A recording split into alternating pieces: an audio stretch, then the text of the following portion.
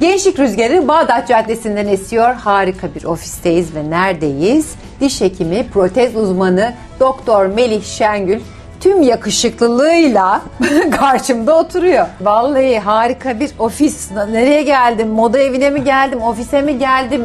Diş hekimi muayenesine mi geldim? Belli değil. Her yerde aletler, müzik aletleri. Tüm hoşluğunuzla. Teşekkür ederim. Yani sizin de gelmenizle bir şeref duyduk burada. Zaten bugün uzun zamandan sonra ilk defa ekiple çekim yapıyoruz.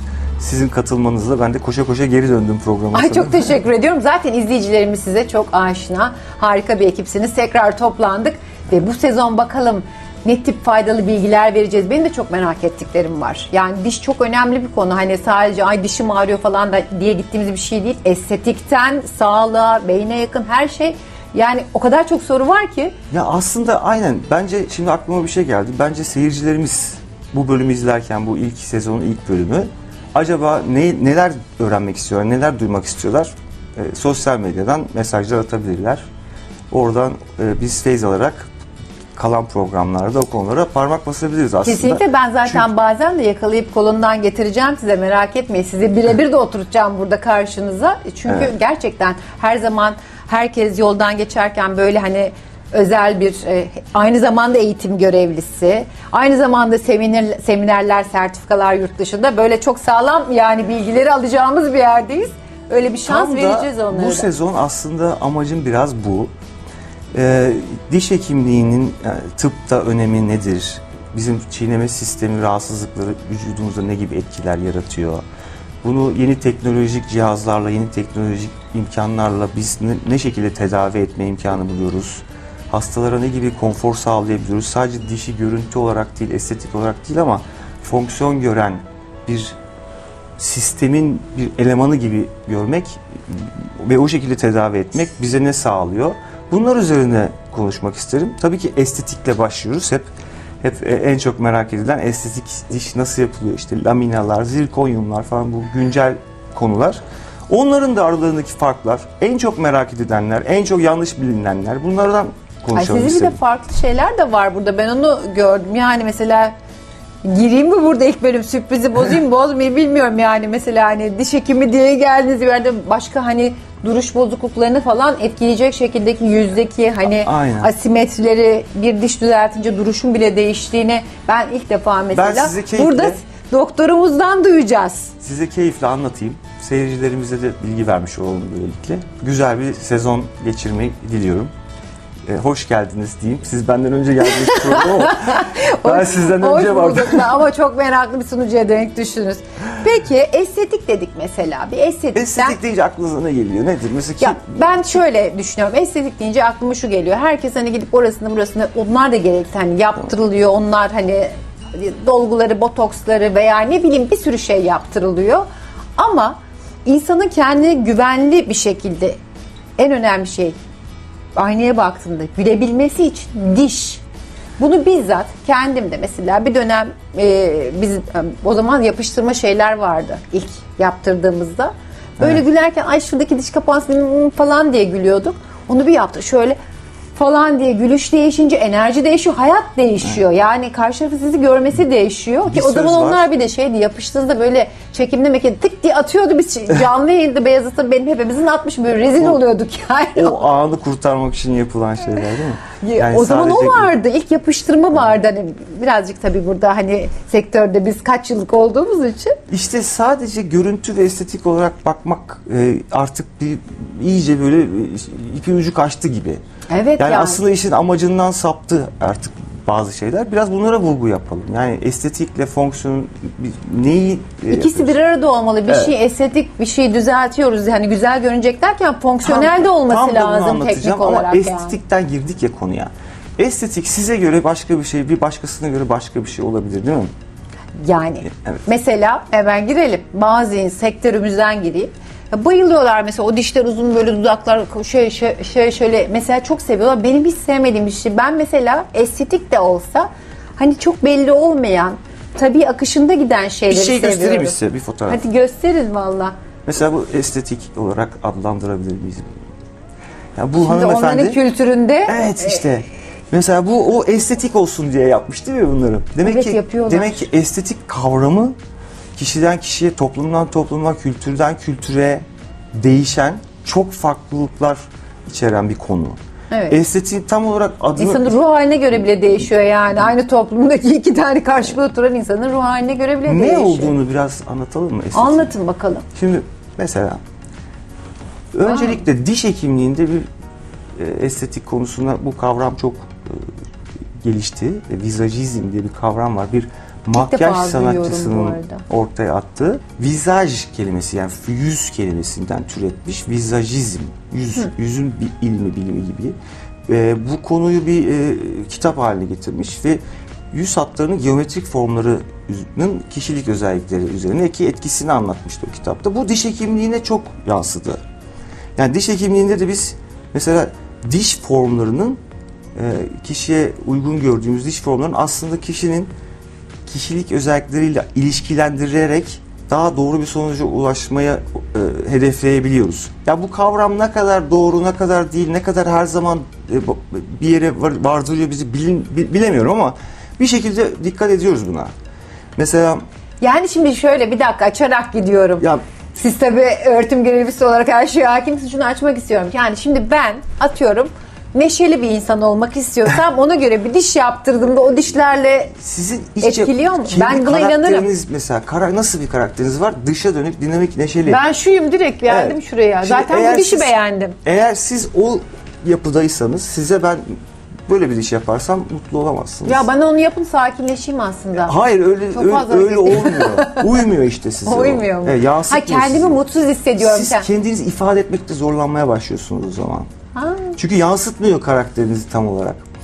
Ya Benim da eşime sorsanız diyecek ki, lütfen hocam belki sakin olur konuşmayı da keserdi. Şu sakini bana yaptırır ben size söyleyeyim. Bunu eşlere soracaksın. doğru. Ya mesela bir fabrikatör çok yanında insan istihdam eden birisi olduğu zaman hastamız biraz daha köşeli işte Güçlü. dikdörtgen formlar tercih etmek gerekebiliyor. Bu gerçekten her zaman herkese uygun olmasa da Ben size söyleyeyim mi? Gayet uygun. İşte bazen deniyoruz.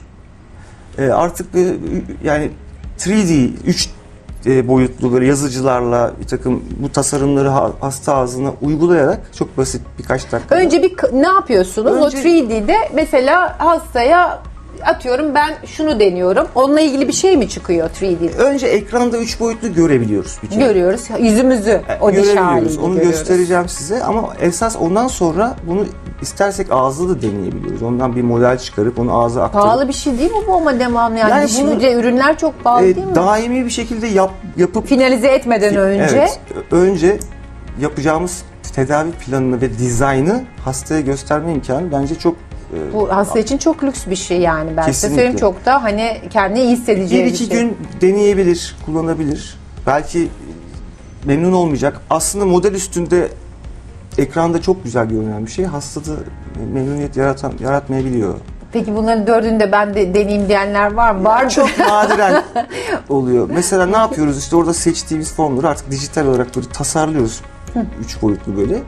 Ondan bir model çıkarıp aktarabiliyoruz ağza. Çıkarıyorsunuz. Onunla bir dönem ne kadar? Mesela bir hafta atıyorum onunla Bazen geziyor. Hemen o anda karar veriyoruz. Ben Veriyorsun. bunu beğendim diyor mesela. Hemen beğendim. Veya eve gidip denemek istiyorsa, çok kararsızsa o zaman da ona göre peki diyoruz. Karar. Ya önce kendisinin son halini bir aslında fotoğraf olarak görüyor. Hem burada hem de isterse aynaya bakarak Birlikte ve hareket ederek. tartışıyor. Zaten Bir çok görüyor. hastalarımız Türk insanı özellikle ne istediğini biliyor.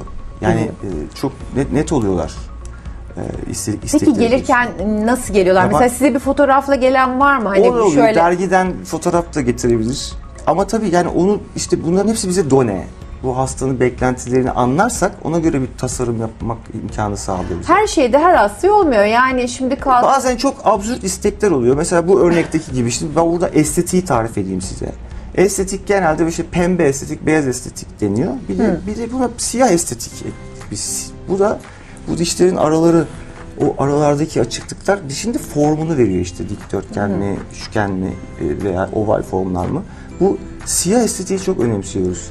Dişlerin aşınma paternlerini, aşınma miktarlarını gösteriyor. Eğer o aşınma miktarları az, yani fazlaysa, oralar bu araya giren kısımlar düzleşmişse İşte o zaman daha agresif bir imaj çiziyor bu. Demek ki bu insan dişini gıcırdatıyor, sıkıyor, sert, stresli bir insan gibi. Sakin yapılı bir insanın aslında dişlerin aşınmamış olmasından kaynaklı olabileceği gibi bir bağlantı Tabii insan yapabiliriz. stres yaptıkça gece uykusuna bile diş sıkma bende de var mesela, kaç kere o şeyler verildi, sevmiyorum. İşte biraz onları da anlatacağız. Ay çok Mesela ne yapıyoruz diş Oh. yaparken? Böyle laminalar var. Çok ince. Çok ince cam seramik restorasyonlarla böyle dişlerin üzerine yapıştırdığımız, sizin söylediğiniz gibi. Esas olarak benim burada vurgulamak istediğim, mesela Immanuel Kant diye bir filozof var. Bu estetik konusunda çok kitaplar yazmış bir filozof. Diyor ki varoluş nedenini yerine getiremeyen hiçbir şey estetik olarak nitelendirilemez. Yani bir dişin, bir çiğneme sistemin var olma sebebini öncelikle almazsak o zaman estetikten bahsedemeyiz. Bir diş neden var ve o yapısı neden öyle? Neden ön dişler biraz uzun? Neden köpek dişleri sivri? Bunun bir sebebi var. Şimdi biz bu sebebi yok sayıp sadece bir takım isteklere kapılıp bir takım işte bir estetik kaygılarla düz olsun, şöyle olsun, şöyle olsun gibi biyolojiyi bozarsak, fonksiyonu öncelikle almazsak aslında güzel de olmayan yerlere gidiyor. Sizin rahatlık söylediğiniz. vermez ki, insan yaşamını sürdüremez yani. Bunları bir bütün olarak inceleyeceğiz. Sizinle bunları 13 Ay, hafta vallahi. boyunca Konuşacağız da hakikaten Konuşacağız. çok derin mevzular, çok da önemli bilgiler. yani şöyle insan vücudunun sistemlerinin parçalarını birbirinden bağımsız inceleyemezsin. Bütün parçalar birbirini hem form olarak, yapı olarak etkiliyor. Yani bir dudak altta diş olmadan, burun olmadan estetik olarak incelenemez. Ya dudak çıkarsan burada masaya koysan şimdi estetikle ilgili bir herhangi bir yorum yapamayız onun üstüne. Dolayısıyla bütün dokular, her şey, organlar birbirini form, fonksiyon olarak etkiliyor zaten. Dolayısıyla bizim diş yapımız bozulduğu zaman tepeden tırnağa bütün ayağa kadar bir şeyler bozulabiliyor. Bu konulardan çok bahsetmek istiyorum. Bahsedeceğiz. Size çok küçük bir, tam sonuna gelirken sohbetimizin nokta söyleyeceğim. Yine ünlülerden bir arkadaşım da en son olan olayı söylüyorum. Önce dişini yaptırıyor. Ondan sonra dudak dolgusu, yüz germe falana filana giriyor. O dudak böyle çıktıktan sonra o dişler böyle bir çıkıyor, tekrar gidip bir daha dişler değişiyor. Yani gerçekten bu bütünsel. Hem de eziyet bir taraftan da, maliyet, bir sürü şey. O yüzden Ama her şeyi şimdi bütünsel. biz seyircilerimize anlattığımız şey şu işe yarayacak. Sadece estetik bakış açısıyla değil de bir takım çiğneme sistemi rahatsızlıkları nedeniyle bu fonksiyonu bozulmuş insanlar çok yaşadıkları semptomlar ve problemlerin aslında neden kaynaklandığını çok bilemeyebiliyorlar. Dolayısıyla o kişilere birçok insan belki kendinden bir şey görecek anlattıklarımızdan. Ben eminim herkes görecek yani. Bu sonuçta herkesin dişi var ve işlevsel olması lazım. Güzel bir sezon olacağını inanıyorum. Evet, sizinle hayırlı beraber. uğurlu olsun diyorum. Efendim, Sizinle daha da güzel olacak diyorum. Efendim, Teşekkür gençlik ederim. rüzgarı bakalım nereye esiyor. Yeni sezonda yine birlikteyiz ve bundan sonraki bölümlerde güzel konularla görüşmek üzere.